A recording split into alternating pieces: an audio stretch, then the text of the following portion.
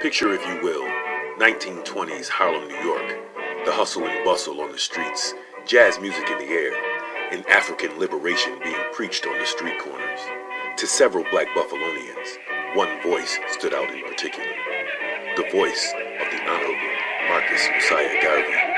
You let them in the fields, you let the good for nothing. If you cannot do it on many of them, all the nations of them, all the races of them, then you have to die.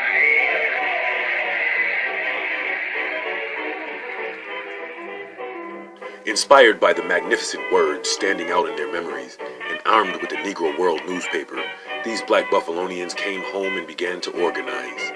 These are the origins of Division 79. Shortly after the infamous UNIA-ACL convention in Harlem, in August of 1920, Division 79 began establishing its foundations in Buffalo, New York. Under the administration of founding President Cornelius McKnight, Division 79 began recruitment efforts in Buffalo, New York.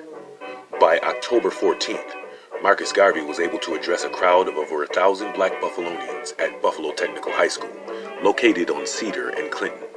This was just the first of what the Buffalo newspapers would go on to call three of the greatest meetings ever held in the city. Just across the street from Division 79's original meeting place at First Shiloh's storefront church located at 40 Cedar Street, we find the home of Percival Burroughs. Mr. Burroughs was the publisher and editor of one of Buffalo's first black newspapers, The Voice of Buffalo, established in 1920. In the year to follow, he would be selected as a delegate to represent Division 79 at the 1921 UNIA-ACL convention, where he was elected as Assistant Secretary General of the UNIA. Under the administration of the second president, Arthur Lewis, there was a UNIA-ACL business office established at 414 Michigan Avenue, as well as a new meeting location for the division.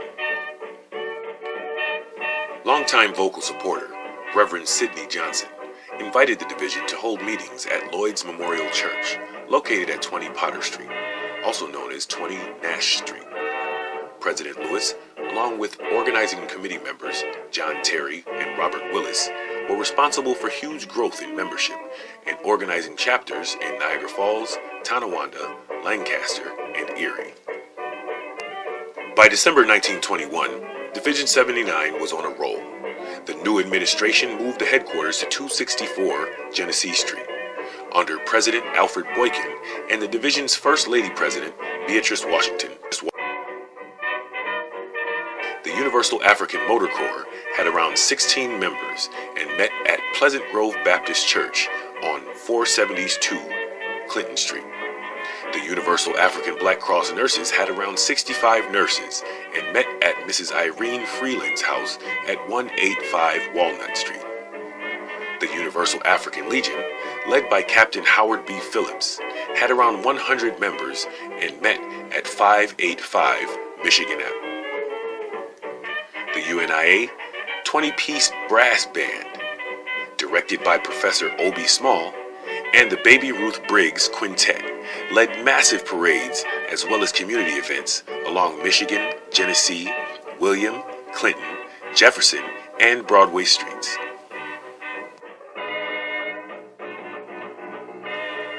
Division 79's fourth president was a South African Fingo Prince and one of the first 4 black doctors in Buffalo, New York. Dr. Theodore M. Kakaza had a general practice office located at 191 William Street. Dr. Kakaza was also chief physician at the Women's and Children's Clinic located at 143 Clinton Street.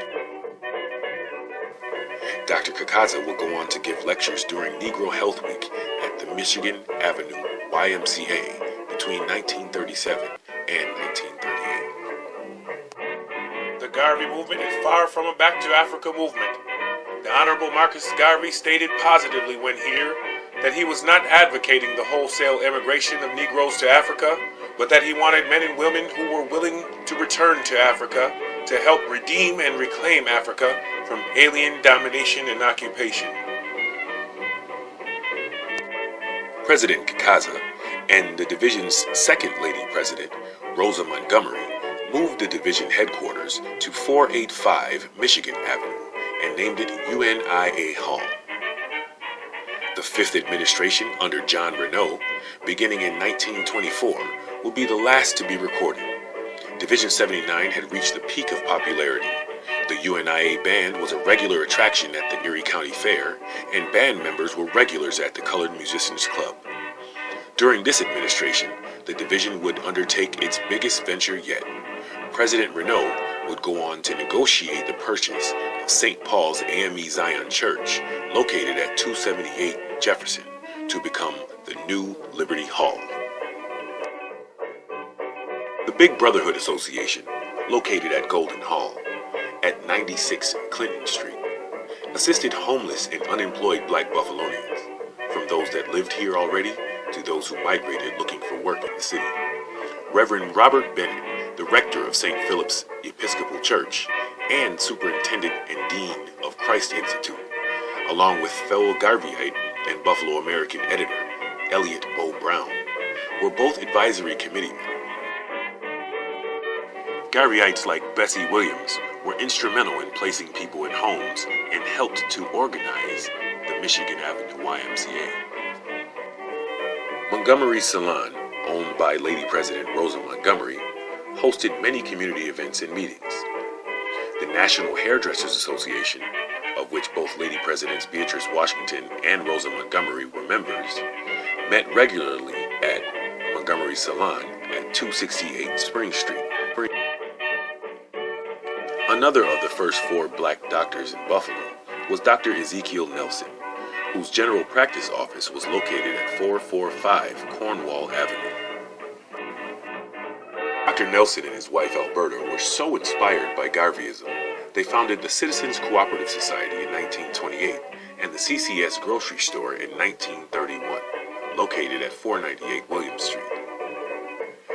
This influential couple would go on to found the Buffalo Cooperative Society Credit Union in 1935, the first black-owned credit union in Buffalo, New York. Later that same year, this influential couple would go on to found the BCES Grocery Store, located at 185 Madison Street. Mrs. Alberta Nelson would go on to organize the second black-owned credit union at Bethel AME Church in 1949, and she served as the first president under the pastorate of Reverend John W.P. Collier Jr., located at 551 Eagle Street. The Buffalo Garveyites were instrumental in many black congregations around the city.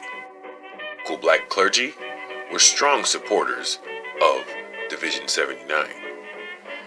The Church of God and Saints, run by Reverend J.H. Stansel at 269 Clinton, Reverend Dr. Y.B. Burton from Lloyd's Memorial Church on Potter Street, and Reverend Henry Durham at St. Luke's Church, 174 Eagle Street.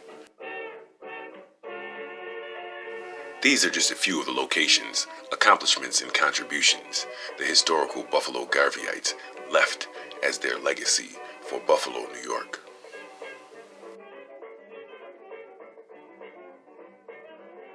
All information presented has been compiled by the Buffalo UNIA-ACL Historical Society. For further research, please visit us on our Facebook page. Also, to purchase books, visit thebookpatch.com.